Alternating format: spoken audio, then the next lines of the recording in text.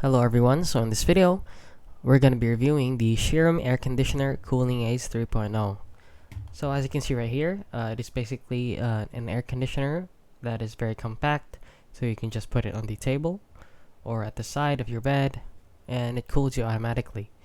And as you can see, they claim that it has cooling technology, and it uses advanced cooling technology to bring a fresher, refreshing breeze and beat the heat. Unlike traditional air conditioners, this portable air cooler cools the incoming air. Now, they claim a lot for such a small, compact device, and it is basically impossible to cool an entire room with this small of a device. So let's head on over down to the reviews to see if it actually works.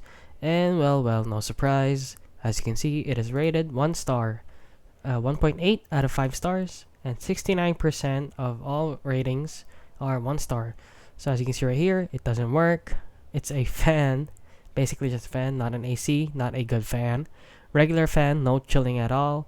Overpriced, false advertisement, and yeah, that is basically it. So this is a scam. So it is impossible for this small of a device to cool the air around it. And yeah, that is basically it. So if you found this video helpful, please consider liking and subscribing.